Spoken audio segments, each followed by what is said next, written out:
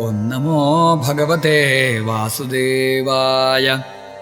शौनक उवाच निर्गते नारदे सूत भगवान् बादरायणः श्रुतवांस्तदभिप्रेतं ततः किमकरोद्विभुः।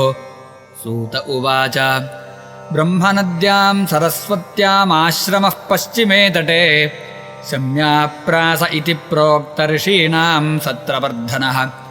तस्मिन् स्व आश्रमे व्यासो बदरीषण्डमण्डिते आसीनोप उपस्पृश्य प्रणिदध्यो मनः स्वयम्। भक्तियोगेन मनसि सम्यक् प्रणिहिते मले अपश्यत्पुरुषं पूर्वं मायाञ्च तदपाश्रयाम्। यया सम्मोहितो जीव आत्मानं त्रिगुणात्मकं परोऽपि मनुतेनर्थं तत्कृतं चाभिपद्यते।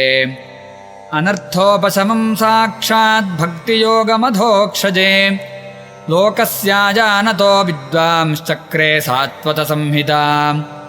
यस्यां वै श्रूयमाणायां कृष्णे परमपूरुषे भक्तिरुत्पद्यते पुंसः शोकमोहभयापहा। स संहितां भागवतीं कृत्वानुक्रम्य चात्मजं शुकमध्यापयामास निवृत्तिनिरतं मुनिः।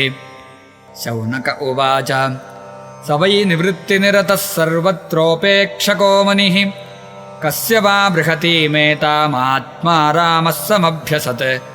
सूत उवाच आत्मा रामाश्च मुनयो निर्ग्रन्था अप्युरुक्रमे कुर्वन्त्यहैतुकीं भक्तिमित्थं भूतगुणो हरिः। हरेर्गुणाक्षिप्तमतिर्भगवान् बादरायणिः अध्यगान् महदाख्यानं नित्यं विष्णुजनप्रियः। परीक्षितोऽथ राजर्षेर्जन्मकर्मविलापनं संस्थाञ्च पाण्डुपुत्राणां वक्ष्ये कृष्णकथोदयम्। यदा मृधे कौरवसृञ्जयानां वीरेष्वथो वीरगतिं गतेषु वृकोदराविद्धगदाभिमर्शभग्नोरुदण्डे धृतराष्ट्रपुत्रे भर्तुः प्रियं द्रौणिरिति स्म पश्यन् कृष्णासुतानां स्वपतां शिरांसि उपाहरद्विप्रियमेव तस्य जुगुप्सितं कर्म विगर्हयन्ति। माता शिशूनां निधनं सुतानां निशम्य घोरं परितप्यमाना तदा रुदद्बाष्पकलाकुलाक्षी तां सान्त्वयन्नाह किरीटमाली। तदा शुचस्ते प्रमृजामि भद्रे यद्ब्रह्मबन्धोः शिर आतताजिनः गाण्डीवमुक्तैर्विशिखैरुपाहरे त्वाक्रम्य यत्स्नास्यसि दग्धपुत्रा। इति प्रियां वल्गुविचित्रजल्पैः स सान्त्वयित्वाच्युतमित्रसूतः। अन्वाद्रवद्दंशितवुग्रधन्वा कपिध्वजो गुरुपुत्रिं रथेन तमापतन्तं स विलक्ष्य दूरात् कुमारहोद्विग्नमना रथेन।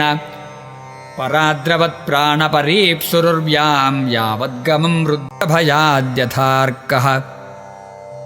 यदा शरणमात्मानमैक्षतः श्रान्तवाजिनाम् अस्त्रं ब्रह्मशिरो मेने आत्मत्राणं द्विजात्मजः।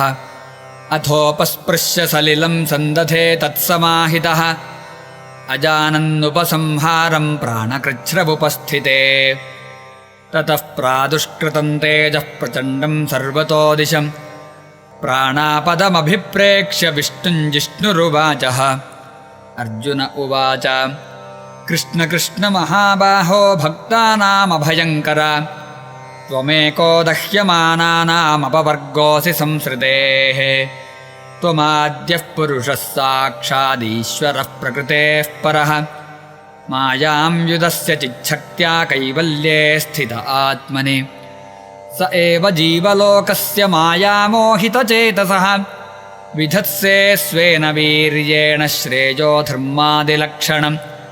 तथा यञ्चावतारस्ते भुवो भारजिहीर्षया स्वानाञ्चानन्यभावानामनुध्यानाय चासकृत्। किमिदं स्वित्कुतो वेति देवदेव न वेद्म्यहम् सर्वतोमुखमायाति तेजः परमदारुणम्। श्रीभगवानुवाच वेत्थेदं द्रोणपुत्रस्य ब्राह्ममस्त्रं प्रदर्शितं नैवासौ वेदसंहारं प्राणबाधमुपस्थिते अह्यस्यान्यतमं किञ्चिदस्त्रं प्रत्यवकर्षणं जह्यस्त्रतेजमुन्नद्धमस्त्रज्ञो ह्यस्त्रतेजसा।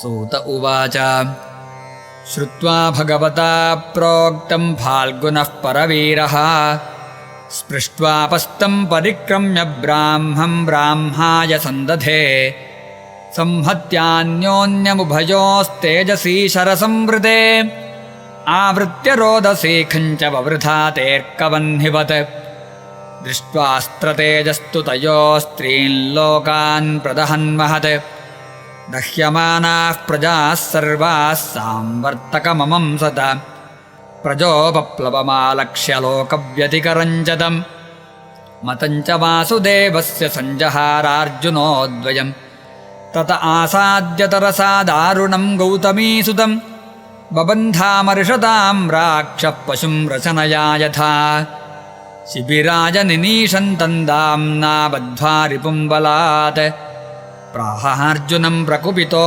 भगवानम्बुजे क्षणः मैनं पार्थार्हसि त्रातुं ब्रह्मबन्धुमिमं जहि योऽसावनागसः सुप्तानवधीन् निशिबालकान् मत्तं प्रमत्तमुन्मत्तं सुप्तं बालं स्त्रियं जडं प्रपन्नं विरथं भीतं न रिपुं हन्ति धर्मवित् स्वप्राणान्यः परप्राणैः प्रपुष्णात्यघृणः खलः तद्वधस्तस्य हि श्रेयो यद्दोषाद्यात्यथः पुमान् प्रतिश्रुतं च भवता पाञ्चाल्यै शृण्वतो मम आहरिष्ये शिरस्तस्य जस्ते मानिनिपुत्रः तदसौ वध्यतां पाप आतताय्यात्मबन्धुः भर्तुश्च विप्रियं वीरकृतवान् कुलपांसनः एवं परीक्षता धर्मं पार्थः कृष्णेन चोदितः नैच्छद्धन्तुं गुरुसुतं यद्यप्यात्महनं महान् अथोपेत्य स्वशिबिरं गोविन्दप्रियसारथिः न्यवेदयत्तं प्रियायै शोचन्त्या आत्मजान् हतान् तथा हृतं पशुवत्पाशबद्धमवाङ्मुखं कर्म जुगुप्सितेन निरीक्ष्य कृष्णापकृतं गुरोः सुतं वामस्वभावा कृपया ननाम च उवाच चासहन्त्यस्य बन्धनानयनं सति मुच्यतामेष ब्राह्मणो नितरां गुरुः सरहस्यो धनुर्वेदः स विसर्गोपसंयमः अस्त्रग्रामश्च भवता शिक्षितो यदनुग्रहात् स एष भगवान् द्रोणः प्रजारूपेण वर्तते तस्यात्मनोऽर्धं पत्न्यास्ते नान्वगाद्वीरसोः कृपी तद्धर्मज्ञमहाभागभवद्भिर्गौरवङ्कुलं वृजिनं नार्हति प्राप्तुं पूज्यं वन्द्यमभीक्ष्णशः मारोदीदस्य जननी गौतमीपतिदेवता यथाहं मृतवत्सार्ता रोदिम्यश्रुमुखी मुहुः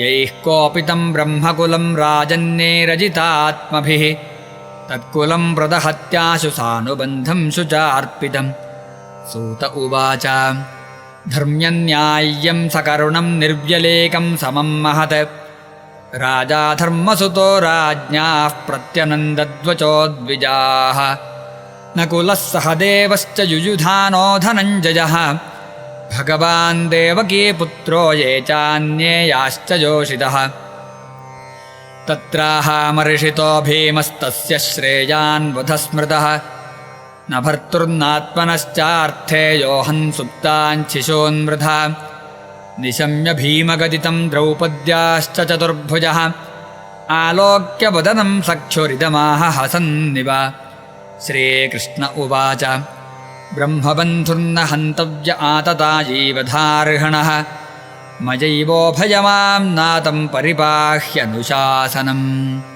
कुरु प्रतिश्रुतं सत्यं यत्तत्सान्त्वयता प्रिया प्रियञ्च भीमसेनस्य पाञ्चाल्या मह्यमेव च सूत उवाच अर्जुनः सहसाज्ञाय हरेर्हार्दमथासिना मणिञ्जहारमूर्धन्यं द्विजस्य सहमूर्धजम् विमुच्य रशनाबद्धं बालहत्याहतप्रभं तेजसा मणिना हीनं शिबिरान्निरजापयत् वपनन्द्रविणा दानं स्थानान्निर्यापणं तथा एष हि ब्रह्मबन्धूनां वधो नान्योऽस्ति दैहिकः पुत्रशोकातुराः सर्वे पाण्डवाः सह कृष्णया स्वानामृतानां यत्कृत्यं चक्रुर्निर्हरणादिकम् इति श्रीमद्भागवते महापुराणे पारमहंस्यां संहितायां प्रथमस्कन्धे द्रौणिनिग्रहो नाम सप्तमोऽध्यायः